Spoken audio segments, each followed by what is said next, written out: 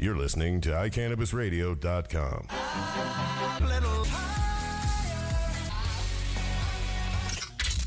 What's up? Welcome. It's September 24th, and you're listening to iCannabis Radio. How are you? I am Georgia, and we are in the studio with my producer, Chris. Hi, Chris. How's it going, everybody? It's going super. And our intern, Sam. Hi, Sam. He's not mic'd, but he can say hi. It's a good day here. It is, you know what? Fall in Colorado is amazing. I just have to say that. It was over 80 degrees today. And I know fall just started a minute and a half ago, whatever, Saturday morning. But it's a beautiful, beautiful day, and it's going to be in the 60s and 70s all week. And leaves are starting to change in the mountains and starting to change in the city, and it's gorgeous. And I love living here. Yep. I actually went up and looked at the leaves. Went four-wheeling with my fiance. You leaf peeped this weekend with Amy? Yeah, it was a good time. How fun. That sounds awesome. Do you want to ask what I did this weekend? Yeah, I already know what you did. Well, I'll tell you because I want to tell you again. I ran the Denver Rock and Roll Marathon, 26.2 miles, but just so everyone knows, on my GPS it was 26.7. So extra half a mile in there. It was a great run, beautiful run. She turned on the wrong block. right. That little lost turn. But it was a beautiful run, and it was fun to do. You know, my whole intent initially was to get sponsors so that I could really push the running for medical marijuana patients who can't run for themselves. But, you know, with the Denver ad ban, it made it really a terrible thing that medical marijuana companies can't advertise out in public, only in print ads and on their storefront in Denver. So there went that. But it was a great day. It was really fun, and my son finished the last 6 miles with me, which made it even more fun. So yeah, it was a good time. While you were leaf peeping, I was losing my toenails on my right foot. Oh, you did it on Saturday, right? Yeah. I didn't. I was leaf peeping on Sunday. Perfect. I was stuck in the traffic downtown with all that madness that was going on. Oh, yeah. It was impossible to drive anywhere. That was for sure, unless you knew exactly what was going on. Yeah, it was and impossible. I did not know. I didn't know that they were going to close down streets. Oh, yeah. There were like 15,000 people running. Yeah, it was insane. I want to thank Panera for my chai latte. It's delicious, from my dear friend Niles. Tonight on the show, you want to talk about what we're going to do on the show tonight? Pretty fun. We have John from MMD of Colorado is going to be doing our grow segment. He's going to be talking about pH in your plants and kind of what you need to do and what happens when you get too much, your pH is too high or too low, and what you need to do and why that's a problem. So that'll be interesting. If we have time, we'll also talk a little bit about what to do as the weather starts getting colder outside. What are the things that happen when winter hits, even with your indoor grow? And then our Greg Dauer's monthly Cannabis History Lesson segment is tonight. I know you're saying, gosh, it's not usually tonight, it's usually last week. Well, last week when we had Mark Sisti on and his client, Doug Darrell, who won a jury nullification of his plant possession, we ended up pushing Greg's segment to this week. So Greg's going to be on the second half of the show tonight. So yeah, it should be a really good show. And we do have some news, some newsy things. I wanted last week, did you guys hear that Fiona Apple's tour, what did they call it? Tour bus. Tour bus, big tour bus. I bet it's not a truck. I bet it's a tour bus. Was pulled over in West Texas, Hudspeth County, West Texas, where local law enforcement stopped and searched the bus for narcotics. It doesn't say why it was pulled over. Like, it doesn't say that they were speeding. It just says that they were pulled over and they searched the bus for narcotics. Yeah, I don't understand how you get pulled over on a tour bus. I'd fire my tour bus driver. Right? Mm-hmm. Right? Mm-hmm. Well, first and foremost, I mean, being married to a lawyer, if they don't have an ability to search, you don't say yes.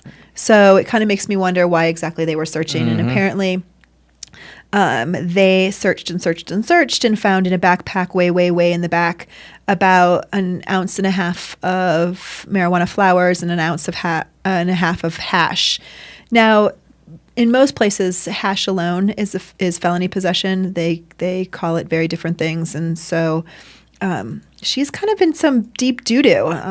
Fiona Apple admitted that it was hers, and there's a potential that she could have to do jail time. She was taken into jail where she spent one night and was released on a $10,000 bond or bail. $10,000.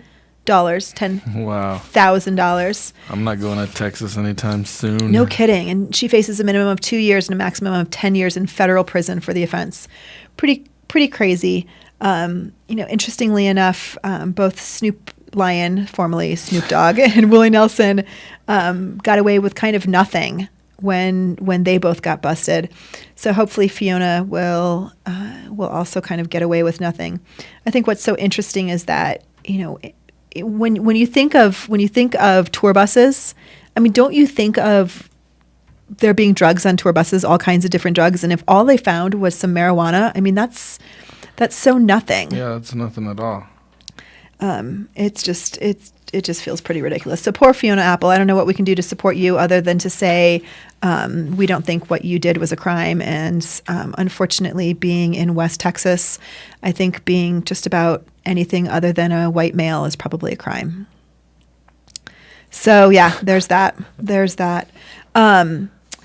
Next week, October 1st. Can you believe that next Monday is October 1st? Time is flying. I know. I don't know what happened to September. Wow. Certainly the summer flew by. Wow. But October 1st is the beginning of, that was really weird. The lights just went out. Kind of scared me. Me too. The state of Connecticut will enact their medical marijuana law on October 1st, and which is exciting. But if you remember, it's kind of a strange system that only pharmacists, and I was about to do air quotes, but they mean pharmacists can dispense medical marijuana. And so they currently don't have any pharmacists who have yet to do that. So while the law is going to take effect next week, it's really not going to take effect. Like Walgreens, are they talking about? Like a pharmacy like Walgreens? Yeah, like the pharmacist when you go back to pick up your prescription. Yeah, like Walgreens, exactly. Okay. My favorite pharmacy happens to be Rite Aid, but that's just me. Oh, yeah, I don't like either of them. I hardly get sick, so. I hardly get sick, too, but I like to go to pharmacies. They have, or go to drugstores. They have kind of fun stuff. I hate shopping. I'm with you on that, I have to say. But yeah, so that should be pretty interesting. We'll see what's going to happen in Connecticut. While the bill takes effect October 1, which is 1 week from today, physicians will be able to begin certifying patients through a secure state registration system and eligible to receive medical grade marijuana grown by only state licensed pharmacies. There are patients who are really excited about being able to purchase medical marijuana, but they're not sure if they're going to be able to get the strains that have worked for them in the past. They're not sure if the quality is going to be as good as they've been getting on the black market. Well, if we can tell you anything about what's happened in California, Colorado, Washington, definitely the quality gets to be much, much better, especially if there's any kind of competition. And we'll see what happens with state-run distribution, but quality should get better, not get worse. Yes, it shouldn't. Now, whether or not, like in New Jersey, they're only allowed to have a certain number of strains with a certain percentage of THC in them, so therefore the quality would be less if what you're looking for is high THC content. Yes. Don't go to New Jersey. Don't go to New Jersey for a whole bunch of reasons. Yeah. Also in the news. There's a bunch of Guidos there. Hey now. Easy there, Mister. How do you say almonds? Almendras. If you can spell almonds in Spanish on our chat right now, I'll give you some iCannabis swag. You have 2 minutes to do it. And Sam, you can't win. So in Washington, D.C. today, representatives of the Office of National Drug Control Policy and the Substance Abuse and Mental Health Services Administration announced the release of the latest results of the annual National Survey on Drug Use and Health. And guess what they're going to say? Are they going to say positive things or are they going to say negative things? Probably negative things. Yeah. So, as is their custom, the federal officials used the event and the survey itself as an opportunity to decry the use of marijuana in the United States and focused on the perceived risk as a driving factor for increased use. Marijuana use has slightly increased in the past year, while alcohol use has declined.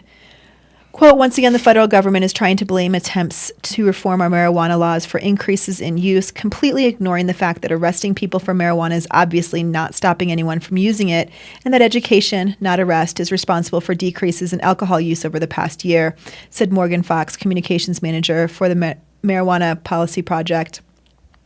If we treat marijuana as a public issue and stop wasting resources arresting adults for using something that is demonstrably safer than alcohol, we might be able to see some effects, the same effects. It's unfortunate that the Obama administration and the ONDCP director Gil Kolowski adamantly refuses to consider rational policy alternatives that don't involve criminal penalties, end quote. Other than marijuana, past drug use has declined nearly across the board, suggesting possible correlations that could include substitution of marijuana for alcohol and harder drugs. Allowing adults to legally use and obtain marijuana in the controlled, taxed, and well-regulated system could be a useful tool in decreasing the health and societal costs of using more dangerous drugs. All I have to say is, duh. Angel, by the way, I think Almendro, Almendro. Is that how it's Almendro? Can you see it? Is that right? She wins. Wes won. Oh, Wes, you got it first. Nice. Canna Wes gets it. So I'll make sure you get some swag at some point. Don't you worry. Hit me up. All right. So, all of these surveys are so biased and sided towards making marijuana out to be some vilified, awful substance that is going to ultimately get in the hands of our children and kill them all. Which brings me to the Sunday paper yesterday. Got to pull out the Sunday paper. The Denver Post, Perspective, Campaign 12, they always debate issues. And of course, this time it's should pot be legal? And there we go.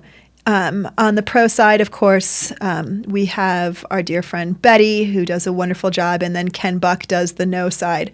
So let me tell you a little bit about Betty Aldworth's yes and senseless marijuana prohibition. I think she does a great job. I think the problem with anytime we do these yay or nay side-by-side comparisons, first of all, it's not a comparison because you don't know what the other side's going to say, and so you can't rebut their arguments. But we know for a fact that every time we talk to people who are anti-64, one of the big things, unless they're already a marijuana activist and advocate, and one of the problems that they have is with some of the language, the overall problem that they have with legalizing marijuana is the effect it's going to have on children. And it always kind of makes me scratch my head that we already have this really dangerous drug that is legal and is in the majority of houses across the nation, and it's alcohol. And we seem to forget that thousands of people die, get sick, get hospitalized because of the dangerous effects of alcohol. And it's affected me. Yeah, I mean, absolutely, very, very personally, it has affected you, and I think that unfortunately that's very common, is that people have had lots of personal experiences with some very, very negative consequences of alcohol use. And while I'm not saying that we should have alcohol prohibition all over again, I'm saying that it doesn't make sense to me that we're trying to somehow protect our children by leading them to believe that there's something dangerously wrong with cannabis, and that's why it's illegal, when the fact of the matter is, if we educated people and we regulated the substance and we tell kids why we don't think it's appropriate for them to be able to have access until they're 18 or in the case of 64 that they're 21, there has been evidence that brain function, which doesn't fully mature, until kids are out of their teen years, can be affected by early use of substances. We want to be able to educate our kids and be able to say that realistically, that's why we don't want you to use these substances until you are old enough to emotionally and physically handle whatever effects might happen. Same with alcohol. But all Ken Buck can say is, Colorado can't put our kids at risk. Colorado can't put our kids at risk, but never really talks about how, in my mind at least, about how we're putting kids at risk by sending them this message. To me, that the message that we're sending them is that, we don't see the harms in the substance, but we don't think it's for kids, and there's a whole bunch of reasons why. And it's not. Kids are smart these days. Just saying no isn't enough. No, Dare don't work. Dare don't work. Hasn't worked. It doesn't work. And the whole, just say no. Kids are taught, and I certainly teach my kid, you want to question things. Why should I just say no? What are the reasons behind that? We want our children to be thoughtful citizens, responsible citizens. We tell them to ask questions about their elected officials and all those kinds of things. Why wouldn't we tell them to ask questions about why is cannabis not okay and alcohol is? Why can the doctor prescribe a medication that has mommy sleeping on the couch all day because she's in so much pain? Mommy's not mommy anymore because she's taking all these pills. Well, exactly. And so it just makes so little sense. And if the fact of the matter is you just don't like marijuana, don't use it. Don't use it. But like if you don't feel like taking Ritalin, or you don't feel like taking all these other prescriptions, you won't take them, right? You have the choice. That's right. That's exactly right. And so why we focus on this very harmless plant is unbelievable to me. And so it was a very interesting side-by-side analysis, and I appreciated Betty's response. What I would like to see, though, is the first 3 paragraphs being about why this isn't about saving the kids, and because they're not in harm's way if 64 passes. It's more harmful now when they see their parents doing something that, if they're not medical marijuana patients, is illegal. I mean, to me, that's very harmful. What a polarizing message to send to your kids. Hey, we are going to do this anyway, or I'm going to hide this from you because I don't think it's wrong, but my government thinks it is wrong. I mean, that's a terrible message for us to be sending to our children. So if you didn't read it, check it out online. It's pretty interesting.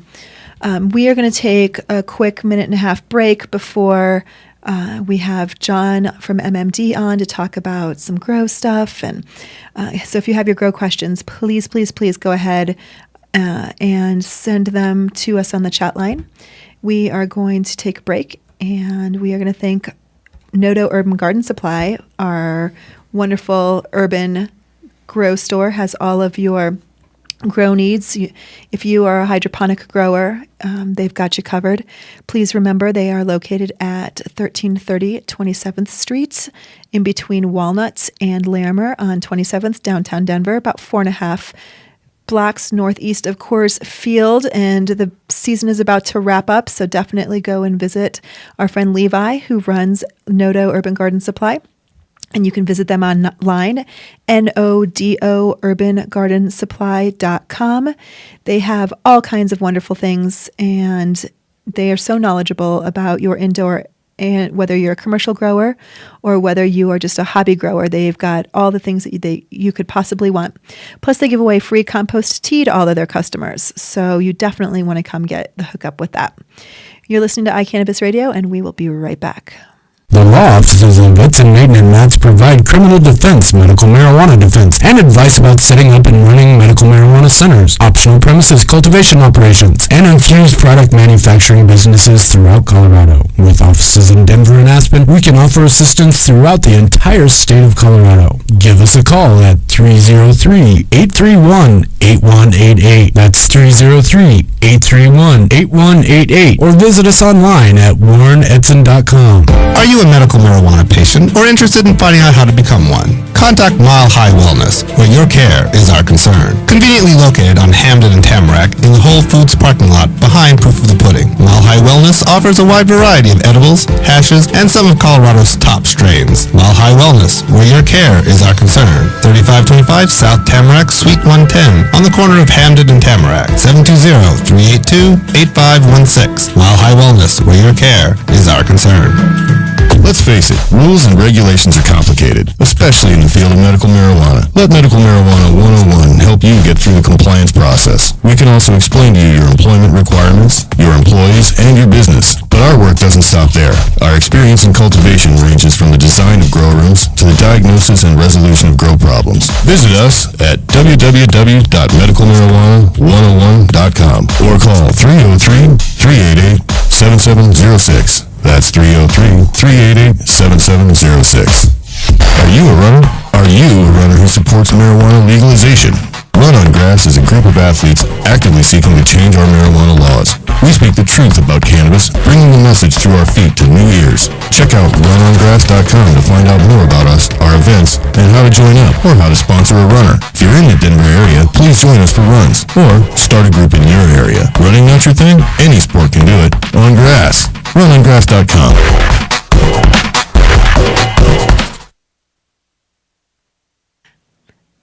We are going to call John from MMD of Colorado. He is their master grower, and get some of our grow tips answered. And he's going to talk about a little bit about what it means to have high or low pH in your plants and all that kind of stuff.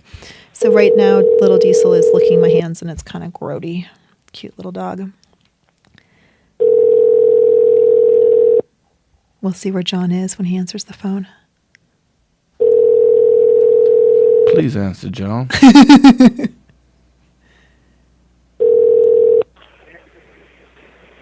Hello. Hi, John. You're live on iCannabis Radio. How are you? I'm great. I'm grocery shopping. Oh, yeah? What are you getting me?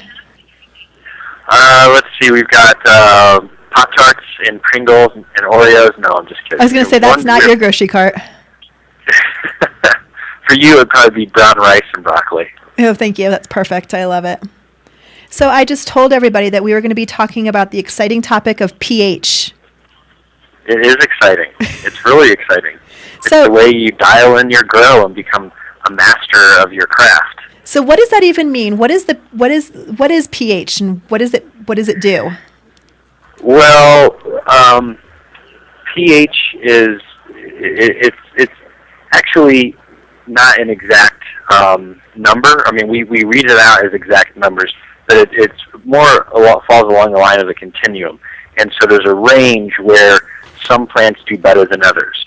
And with the plants that we like to grow, it does best between 5.5 and 6.5, but that depends on what kind of medium you have. If you have rock wool or cocoa, you're probably better around 5.7 to 6.1, with 5.8 being kind of in the middle there. If you have soil, you're better off between, let's say, 6.2 and 6.5. And the reasons for that are a little complicated, but it's not really that important. What is important is that if you get the right pH for your medium, and you always make sure that the root zone has that pH in it, even when you're not watering it, you'll see very fast, very strong, and vigorous growth in your plants.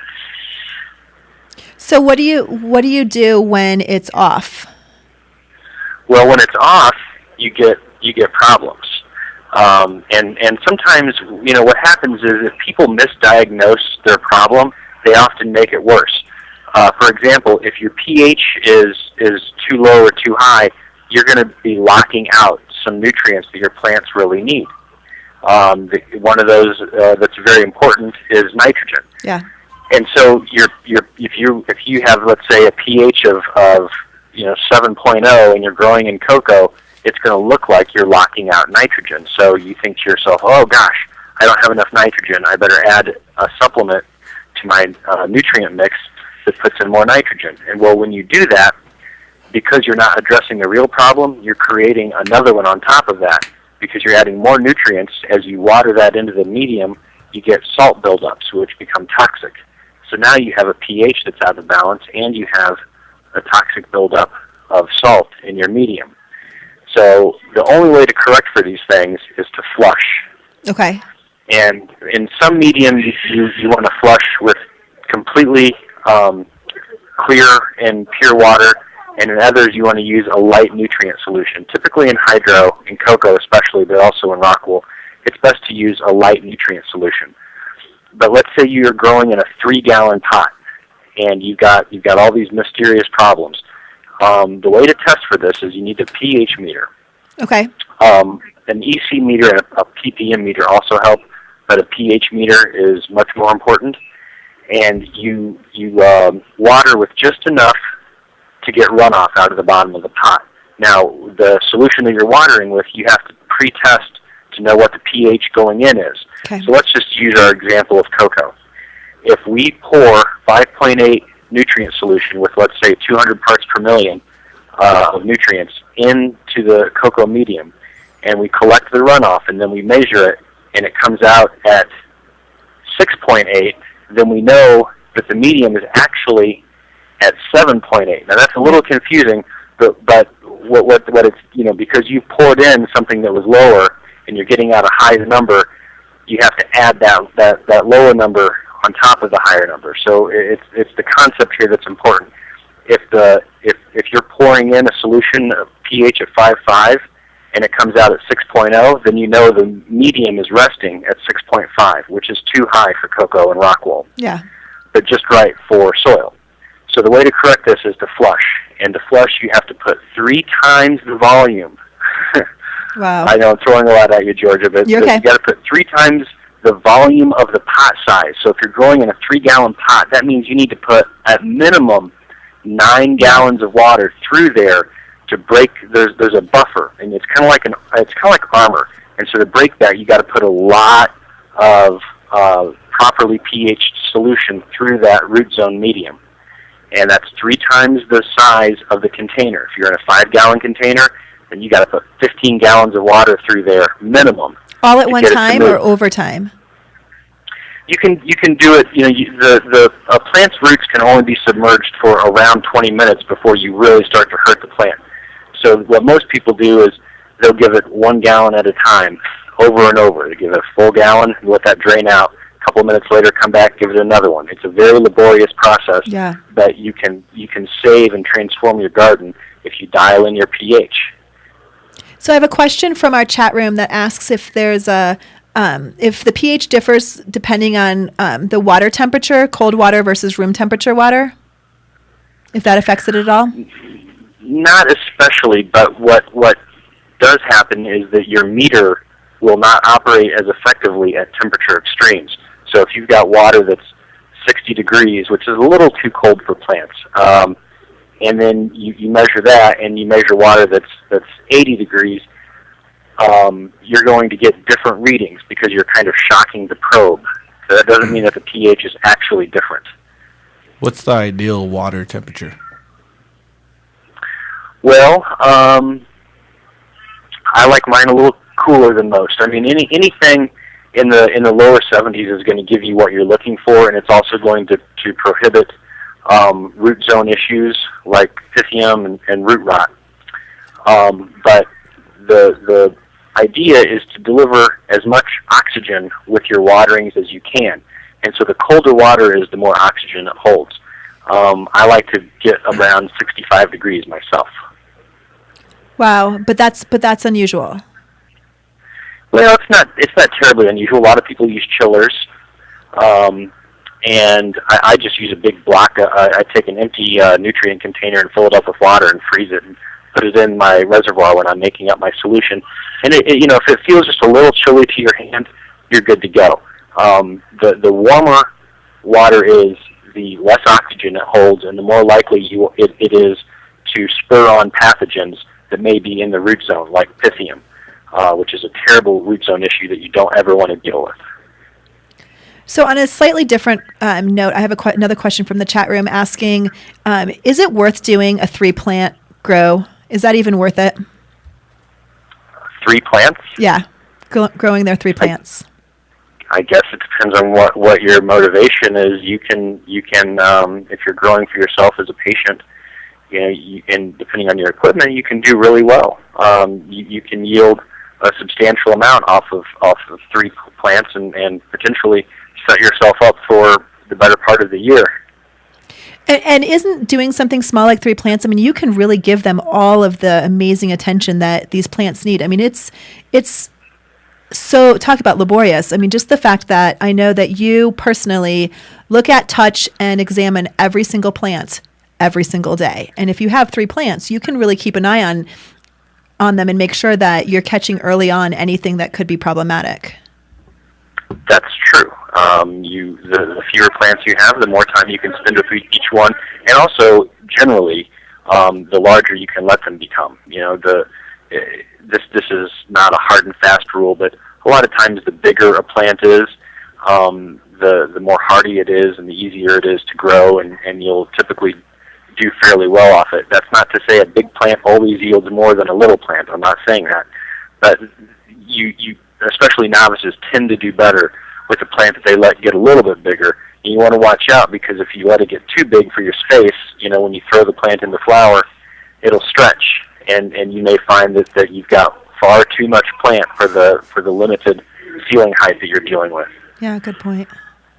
So we're getting into colder weather, and I know we'll probably talk about this next month, but is there anything that people need to do to prepare for the fact that there's these vast temperature differences between the daytime and nighttime temperatures right now? Well, if we touched on this a minute ago, the root zone likes a cool but not cold environment. And so if you're, like a lot of people, growing in a basement and we get a cold snap, the floor of your basement can actually get quite cold. So something that you may want to have lying around are some pieces of styrofoam cut to fit underneath your pot. Even if they're just elevated an inch off the cold floor, that styrofoam and the air that will then completely surround the pot will act as an insulator, and so you'll avoid shocking the root zone with extreme cold. Excellent. So what do you think we're going to talk about next month? Well, we talked about pH tonight, which is so important. I cannot overstate how important dialing in your pH, checking your runoff regularly. If you check your runoff regularly, you'll always know whether you should be, at what end of that range you should be at. If your pH tends to come out a little high, then you can put in a little low to try and equalize that out. Dialing that in is really key to becoming a good grower. Maybe next time we should talk about nutrient levels and the other pitfall that a lot of people encounter, which is over-fertilizing. Absolutely. I think that sounds great. So if you have questions for John from MMD of Colorado, feel free to contact us at iCannabis Radio, and we will have them prepared for him for next time. John, enjoy your grocery shopping. I expect to see some broccoli and brown rice tomorrow. Absolutely. Thanks, right. John. Thank you so much, Thank and you. we'll talk to you later. Bye. As always, that was very interesting and exciting. Please feel free to forward us your grow questions. And of course, if you're in the chat room, you can also give us your grow questions. And I see Chris is like mentally writing down notes that he wants to ask our friend John. I didn't get to the ones that I wanted to ask him tonight. Okay, well, write them down. You can ask him next month. And John will always be on the 4th Monday of the month, right before Glass Monday on the first Monday of the month.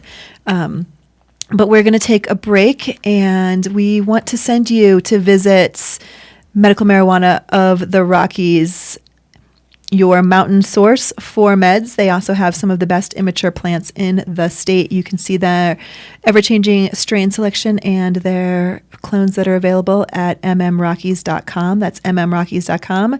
These folks are located in the beautiful town of Frisco, Colorado. If you were up leaf peeping like Chris was on Sunday, he could have driven past and seen them off of exit 203 in Frisco. They are wonderful. Make sure that you tell our friends Aaron and Jerry that you heard about them on iCannabis Radio. Going up to the mountains is a wonderful experience. It makes it even more wonderful when you visit mmrockies.com. You're listening to iCannabis Radio. We'll be back in just a minute. Are you a medical marijuana patient or interested in finding out how to become one? Contact Mile High Wellness, where your care is our concern. Conveniently located on Hamden and Tamarack in the Whole Foods parking lot behind Proof of the Pudding, Mile High Wellness offers a wide variety of edibles, hashes, and some of Colorado's top strains. Mile High Wellness, where your care is our concern. 3525 South Tamarack, Suite 110, on the corner of Hamden and Tamarack. 720-382-8516. Mile High Wellness, where your care is our concern. Are you a runner? Are you a runner who supports marijuana legalization? Run on Grass is a group of athletes actively seeking to change our marijuana laws.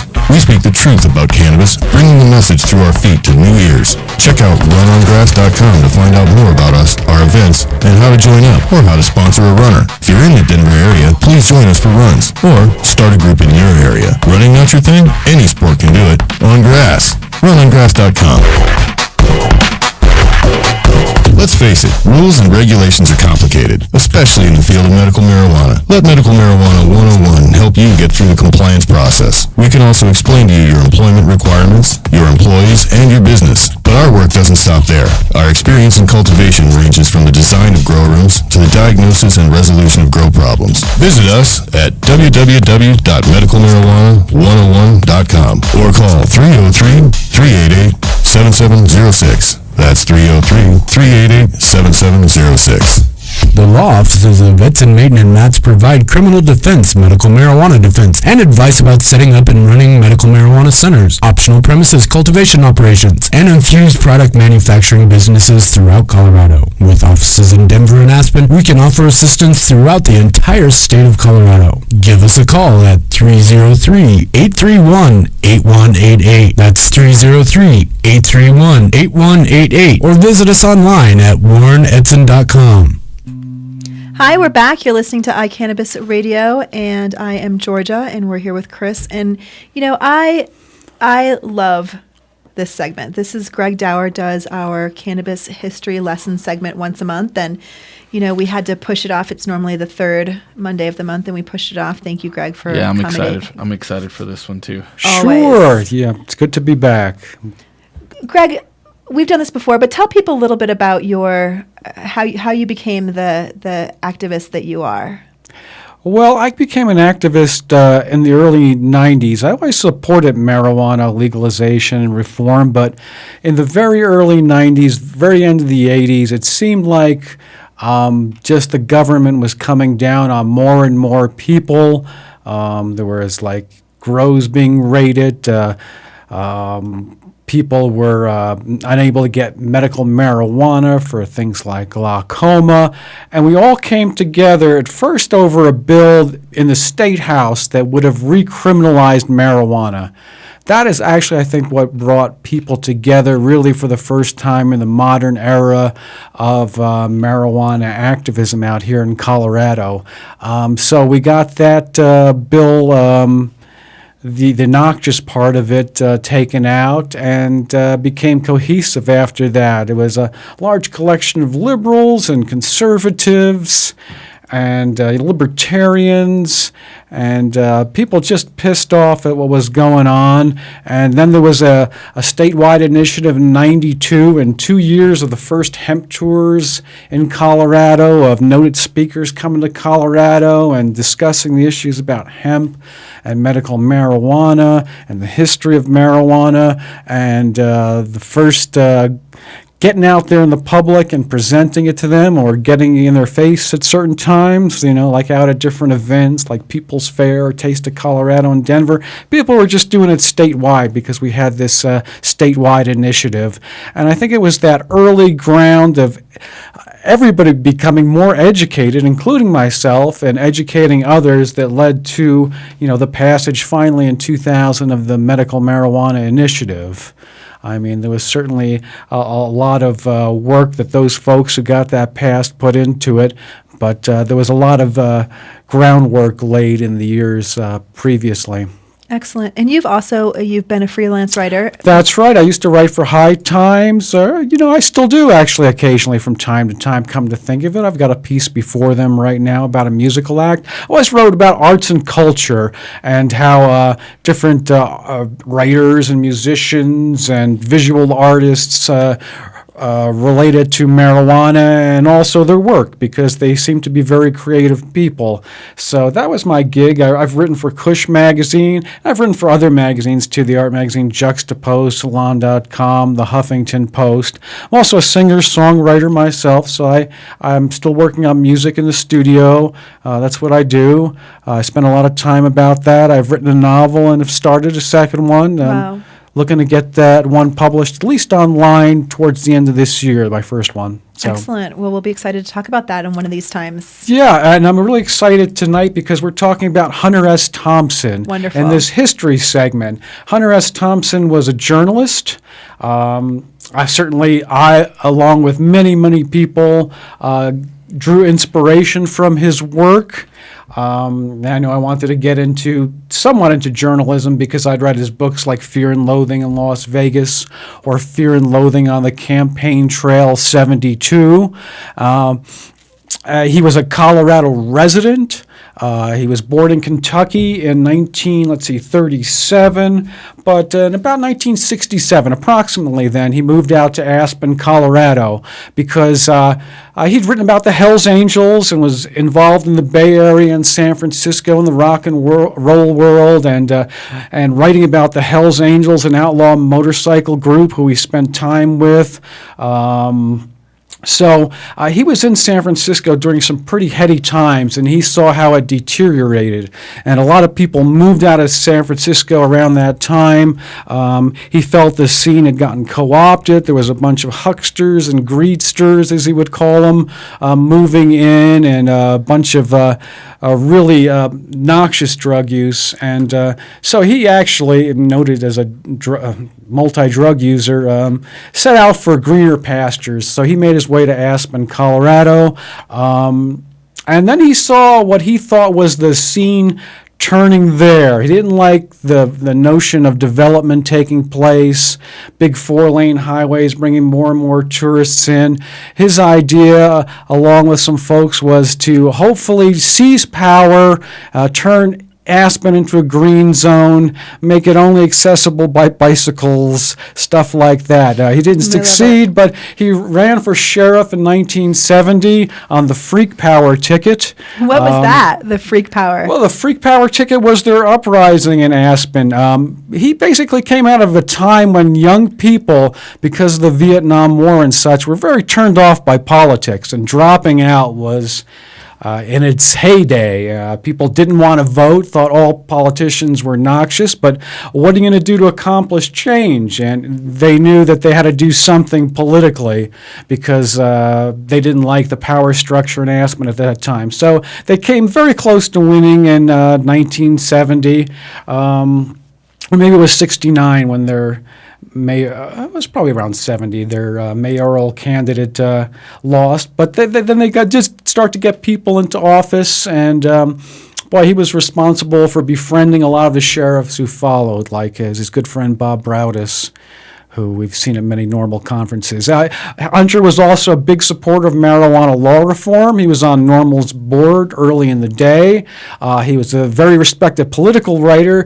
We mentioned his book, Fear and Loathing on the Campaign Trail 72, which, you think about it, that was 40 years ago, right around now, that he was following, George McGovern, who was his avatar-like figure, his person he hoped would change politics, and he despised Richard Nixon, who eventually won the election. And started the war on drugs. That's right, exactly. So he hated Nixon, and he was the first political reporter who really tried to tell it like it was. Journalists would follow the campaign managers around, get a line from them, in a press release, write about it. But he would go and observe that process and write about that. He wrote about it for Rolling Stone. Rolling Stone has had very many great, that's had several great political writers, but three that have been really known over the years have been Hunter Thompson, Then P.J. O'Rourke, who was more conservative, but also very funny. Hunter Thompson always had a very funny sense of humor. And then Matt Taibbi in the last few years. And he's a great writer, Matt Taibbi. And he just wrote about Hunter Thompson's Fear and Loathing on the Campaign Trail. And he said decades after it was written, in fact, Fear and Loathing 72 is still considered a kind of Bible of political reporting. It's given birth to a whole generation of cliches and literary memes, with many campaign reporters, including, unfortunately, me, finding themselves consciously or unconsciously making villainous Nixons, Quislingian Muskies, or Christ-like McGoverns out of each new quadrennial batch of presidential pretenders. So it still carries its effect. I'm just going to read just a tiny bit from Fear and Loathing on the Campaign Trail 72. So again, 40 years ago, when no one was writing like this, Hunter Thompson would say, and it is Nixon himself who represents the dark, venal, and incurably violent side of the American character almost every other country in the world has learned to fear and despise. Our Barbie doll president, with his Barbie doll wife and his box full of Barbie doll children, is also America's answer to the monstrous Mr. Hyde. He speaks for the werewolf in us, the bully, the predatory shyster who turns into something unspeakable, full of claws and bleeding string warts on nights when the moon comes too close. Wow, that's perfect. Yeah. So, basically, that's why we're saluting Hunter Thompson tonight. He had a local connection here in Colorado. Again, he did some very important reporting that told some truths about the political process. He did unfortunately take his life in 2005 at the age of 67, but he's still saluted and loved by many. People think maybe he just didn't give a damn, or as Matt Taibbi says, he was just cynical. But no, he cared a whole great deal about the political system and what it meant and what honest and fair play meant. And he took it to heart when he saw the country veering in a direction that he didn't like seeing the ship steered in. So he was, he was definitely so far before his time. It's interesting how, he right now, the past 5-8 years, we have really become a society that's more thoughtful about the planets. There have been cadres of people who've always been more in touch, but as a society now, it's definitely cool to be green. Whereas, if you go to where Hunter lived in Aspen, it's the heart of really being very thoughtful about the resources that the planet has to offer and communing with nature and those kinds of things. Right. He was writing during the early wave of people taking great interest in recycling and caring for the earth. And he had a hard time with what he called the land rapers in Aspen. And he did not want to see buildings getting too high in Aspen where you couldn't see the mountains from every block. And he lived in a very modest home on a beautiful piece of ranch property.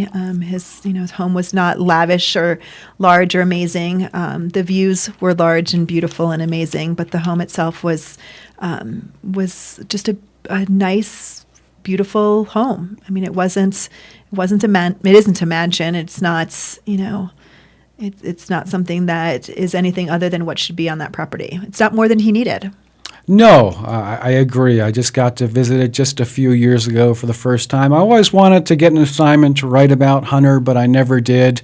Always hoped to interview him there, but I didn't. But I did get to visit, and I got to read one of his pieces of writing there, and there's a little YouTube clip of it somewhere online. But he, from what I understand, he loved having people read his own work to him there. So I wanted to pay some kind of tribute in my own way and read the opening line to Fear and Loathing in Las Vegas, his classic book, which was made into a film, where he says, "We were somewhere near Barstow on the edge of the desert when the drugs began to take hold.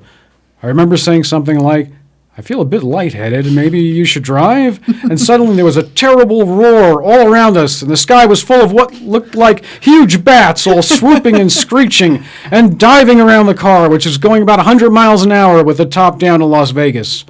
And a voice was screaming, "Holy Jesus, what are these goddamn animals?" So I got to read that in his home, so I was pleased as punch. I did have a High Times assignment once to write about the Normal Legal Conference, and there was a picnic near his property in Woody Creek, and I came back from a hike, and down at the bottom of the hill I saw a red convertible, and I said, "Oh my God, don't tell me this is going to be a chance for me to meet one of my idols." So I went there, and actually Hunter Thompson, who you think because of all his motorcycle experience knew all about mechanics, but he was having car troubles and he needed to have somebody else to take a look at his car. But so that gave him some time to sit around, and I remember there was a circle of people around him and a pipe was going around and he was saying stuff like, "Colorado hashish, I want to know more about this Colorado hashish." And I just sat there amazed that it was such a perfect day, and here I was with Hunter Thompson as well and all these other great folks, including your husband. Yeah. And I said, "Wow, this is great. This is really mellow." And Hunter Thompson kind of almost kicked back. I could just feel it. And he said, "I'd like to see that tree over there ripped out." That was his response to that. And I said, "Oh, it must be the hashish talking." We're going to take a quick break, and then we'll talk a little bit more about Hunter S. Thompson. I've got a story myself. All right. You're listening. Let's face it, rules and regulations are complicated, especially in the field of medical marijuana. Let Medical Marijuana 101 help you get through the compliance process. We can also explain to you your employment requirements, your employees, and your business. But our work doesn't stop there. Our experience in cultivation ranges from the design of grow rooms to the diagnosis and resolution of grow problems. Visit us at www.medicalmarijuana101.com or call 303-388-7706. That's 303-388-7706. The law offices of Edson, Maiden, and Matz provide criminal defense, medical marijuana defense, and advice about setting up and running medical marijuana centers, optional premises cultivation operations, and infused product manufacturing businesses throughout Colorado. With offices in Denver and Aspen, we can offer assistance throughout the entire state of Colorado. Give us a call at 303-831-8188. That's 303-831-8188. Or visit us online at warrenedson.com. Are you a runner? Are you a runner who supports marijuana legalization? Run on Grass is a group of athletes actively seeking to change our marijuana laws. We speak the truth about cannabis, bringing the message through our feet to new ears. Check out runongrass.com to find out more about us, our events, and how to join up or how to sponsor a runner. If you're in the Denver area, please join us for runs or start a group in your area. Running not your thing? Any sport can do it. On grass. Runongrass.com. Are you a medical marijuana patient or interested in finding out how to become one? Contact Mile High Wellness, where your care is our concern. Conveniently located on Hamden and Tamarack in the Whole Foods parking lot behind Proof of the Pudding. Mile High Wellness offers a wide variety of edibles, hashes, and some of Colorado's top strains. Mile High Wellness, where your care is our concern. 3525 South Tamarack, Suite 110, on the corner of Hamden and Tamarack. 720-382-8516. Mile High Wellness, where your care is our concern. Welcome back. You're listening to iCannabis Radio, and we've got Greg Daurer with us, and we're talking about Mr. Hunter S. Thompson. So we've got a YouTube video, is that right? That's right. This is when he was running for sheriff, and I think debating either the present sheriff or another sheriff contender, and he's talking about marijuana laws.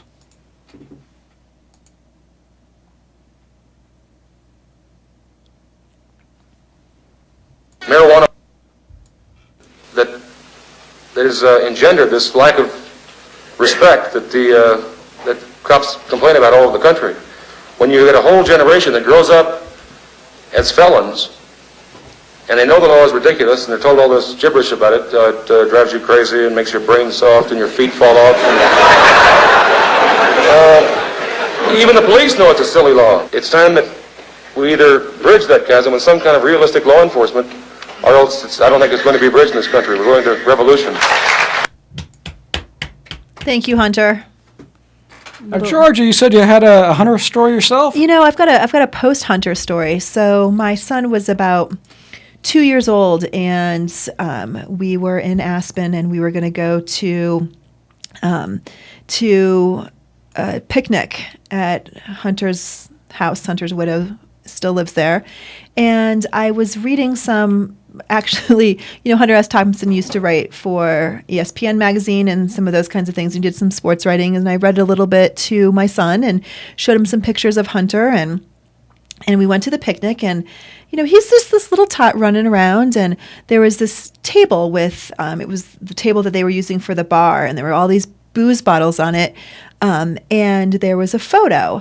And there was something blurry in the front of the picture, and you saw Hunter in the back of the picture. And my son had a water bottle, and he went up to the picture, and he said, "Cheers, Hunter." And when he said that, I realized that what was happening was Hunter had a drink glass out and was saying cheers to the camera. And his widow comes up, and she saw this and was completely struck by the fact that Gavin had connected with that picture of Hunter. And she asked my then 2-year-old, you know, do you know who Hunter was? Do you know anything about him? And, you know, Gavin said, you know, that's him, and he was a writer, and you know, it was so emotional for her, and it was such a neat experience, and you know, it's I think somehow Gavin channeled his inner Hunter that day. It was whether or not that's good or bad, I don't know, but it was an amazing experience for sure. Yeah. Yeah, that sounds like a good time up there, and yeah, it's good that Gavin got a chance to see that place because, like you said, it's really scenic and rustic, and they were shooting guns on the property a lot. I had to keep him within 3 feet of me at any given moment, but other than that, one of the things that Hunter was known for sure. He was big on guns, that's for sure. I guess we have some Hunter pictures here. We can Great. Maybe go through one or two. These were just pulled off the internet. I hope nobody has a problem with that out there in internet land.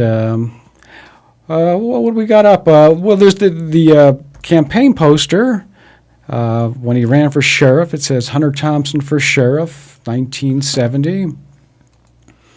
We're getting that one up right now. It's about to be popping up. There we go. And that's an iconic image. It was designed by a Aspen artist named Tom Benton, and he was part of the Freak Power uprising, and that was their symbol. It was the two-thumbed fist with a peyote button in the middle. And everyone sort of thinks about that when they think about the Gonzo writer. They think about that symbol, right? Because that has become known as the Gonzo symbol. As a matter of fact, his good friend Johnny Depp, who portrayed him in I hear a sigh somewhere, who portrayed him in Fear and Loathing in Las Vegas, helped pay for his funeral send-off, which was to have one of those big fists mounted on top of a giant tube, and they shot his ashes out into the sky with a bunch of fireworks and all. So that was his big send-off. We do have a picture of Johnny Depp with Hunter. We do. You have that up? This is Hunter shaving Johnny Depp's head so that he looks like Hunter. That's great. As he's getting ready to portray him. Now, Johnny Depp lived with Hunter for several months. That's right. While preparing for this role, and Johnny Depp actually tells some great stories about sort of getting into Hunter's head, and I think that. I mean, people have this feeling that Hunter was completely nutso, and Johnny Depp talks about how he was really completely brilliant. Yeah, I mean, as brilliant as you can be for all the things that you do. Going to bed at 7 in the morning and getting up at 9 at night, I think. Right. I think that was his work schedule. He kept his own hours, so to speak, which much to the chagrin of some of his editors, that's for sure. So you have another photo up? This one here? Oh, that's Hunter in Cozumel, Mexico. He's being interviewed for the Playboy interview, very noted and very status-filled honor at that time. Absolutely. To be interviewed, full-length interview, thousands and thousands of words about you discussing things. So he also wrote a gonzo piece that's set in Cozumel, Mexico. So let's see, there's the one of him with McGovern that was on the campaign trail.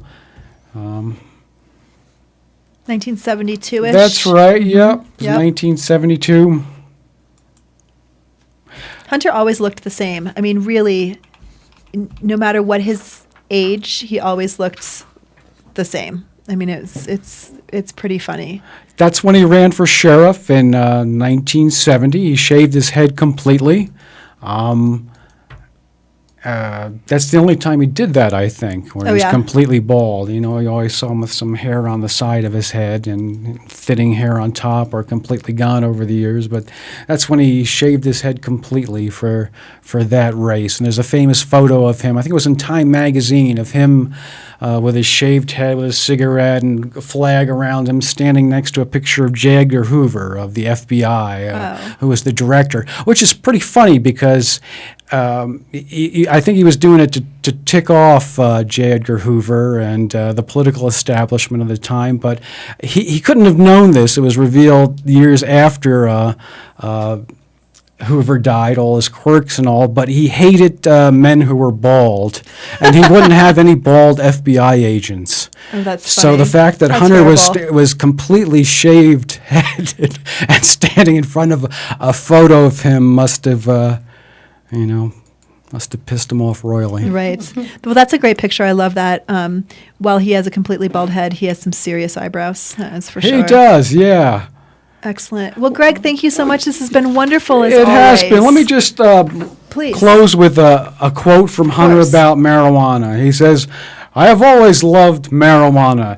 It has been a source of joy and comfort to me for many years, and I still think of it as a basic staple of life, along with beer and ice and grapefruits, and millions of Americans agree with me." Excellent. I love it. I love it. Thank you.